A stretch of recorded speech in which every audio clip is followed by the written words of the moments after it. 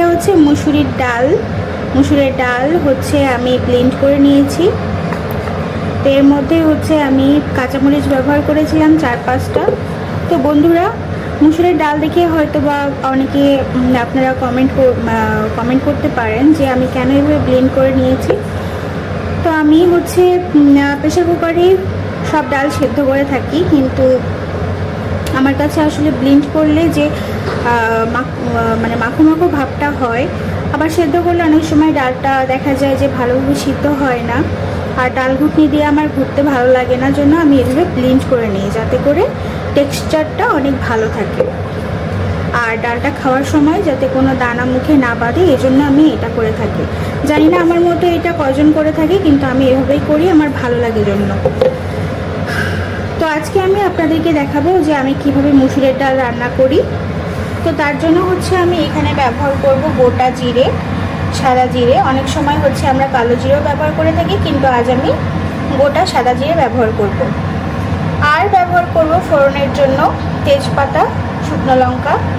যেহেতু আমি কাঁচামরিচ আমি আগেই এখানে ব্লেন্ড করার সময় দিয়ে দিয়েছিলাম, তো আর এক্সট্রা কোনো কাঁচামরিচ ব্যবহার করব না। আর এই ডালটা হচ্ছে আমার বাড়িতে যে বাচ্চারা আছে তাদের জন্যই রান্না করা, কারণ ডাল না হলে তারা খেতেই পারে না। আর ব্যবহার করব পেঁয়াজ, এবং আমি এখানে রসুনটা একটু থেতো করে নিয়েছি যাতে রসুনের ফ্লেভারটা ডালের মধ্যে খুব ভালো পাওয়া যায়। তো ডালটা রান্না করার জন্য আমার সব কিছুই তো প্রিপেয়ার করা হয়ে গেল, যা যা প্রয়োজন। তো এই পর্যায়ে আমি হচ্ছে কড়াইতে তেল দিয়ে দিয়েছি আগেই। তো তেলটা খুব ভালোভাবে গরম হয়ে গিয়েছে। এখন আমি এই তেলের মধ্যে এক এক করে সব কিছু দিয়ে দেব। তো প্রথমেই দিয়ে দিলাম হচ্ছে তেজপাতা আর শুকনো লঙ্কা। আচ্ছা, তারপরে দিয়ে দেব হচ্ছে সাদা যে জিরাটা আছে সেটা। তারপরে এটাকে আমি একটু নাড়াচাড়া করব।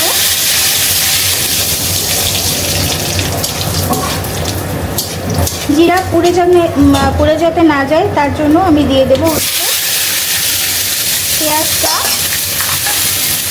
আর পেঁয়াজটা একটু ভাজা মানে হালকা 2-1 নাড়া দেওয়ার পরেই আমি তার মধ্যে দিয়ে দেবো হচ্ছে থেতো করে রাখা রসুনটা।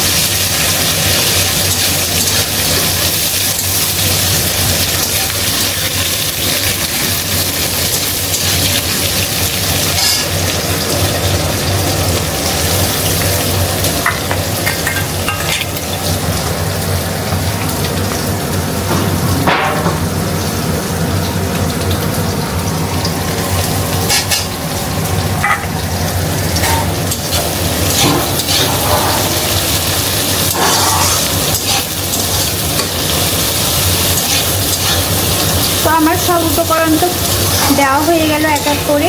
তো আমি এখন অপেক্ষা করব এই পেঁয়াজ রসুনটা ভাজা হওয়া পর্যন্ত। ভালো করে লাল হয়ে যখন ভাজা হয়ে যাবে, তখন এই পেঁয়াজ আর রসুনের ফ্লেভারটা ডালের মধ্যে খুব ভালো পাওয়া যাবে। তো দেখুন, এই যে আমার পেঁয়াজ আর রসুনটা বেশ ভালোই হচ্ছে ভাজা হয়ে গিয়েছে। তো এই পর্যায়ে আমি যে ডালটাকে আমি আগে থেকে ব্লেন্ড করে রেখেছিলাম সেটা এখন দিয়ে দেবো।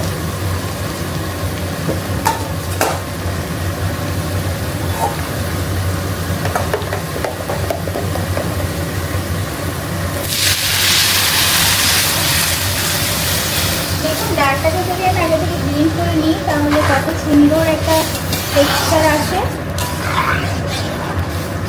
তো আমার মতো কারা কারা হচ্ছে এরকম পদ্ধতিতে ডাল ব্লেন্ড করে তারপরে রান্না করে, সেটা অবশ্যই আমাকে কমেন্টে কিন্তু জানাতে ভুলবেন না।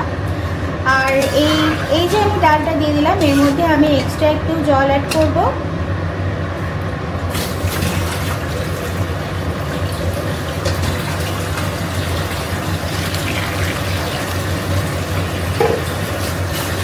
খুব বেশি পরিমাণে করলাম না, কারণ আজকে আমি খুব অল্প পরিমাণেই ডাল নিয়েছিলাম। তো বেশি পাতলা করলে হচ্ছে ডালটার স্বাদটা অনেকটা কমে যায়।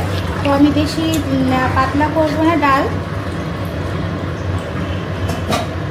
তো রান্নার এই পর্যায়ে আমি হচ্ছে এখন ব্যবহার করব লবণ, আর হলুদটা আমি একটু পরে ব্যবহার করব, কারণ হলুদ আগে থেকে দিয়ে দিলে হচ্ছে ডালের কালারটা ভালো আসে না।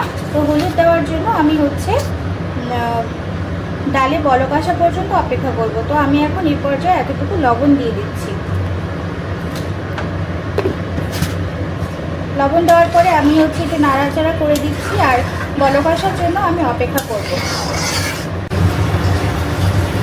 তো বন্ধুরা দেখুন, দেখতে দেখতে আমার ডালে বলক চলে এসেছে। তো এই পর্যায়ে আমি হচ্ছে এখন হলুদ দেব, কিন্তু হলুদের পরিমাণটা অবশ্যই আপনাদেরকে বুঝে দিতে হবে, কারণ হলুদ কম বেশি হয়ে গেলে কিন্তু সমস্যা। কম হয়ে গেলেও হচ্ছে কালারটা রান্নার ভালো আসবে না, আর যদি বেশি হয়ে যায় তাহলে রান্নাতে হলুদের গন্ধ হয়ে যাবে। তাহলে হলুদটা অবশ্যই আপনাকে বুঝে ব্যবহার করতে হবে।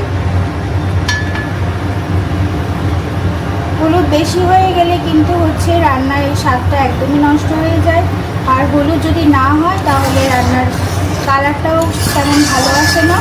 তো হলুদ কিন্তু রান্নায় আমাদের লবণের যে গুরুত্ব তার থেকে খুব একটা বেশি কম নয়।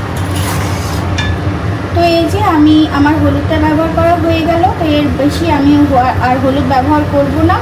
তো এইভাবেই জাল হতে থাকবে। তো জাল হতে হতে আমার ডালটা যখন হয়ে যাবে তখন আমি এটাকে নামিয়ে নেব।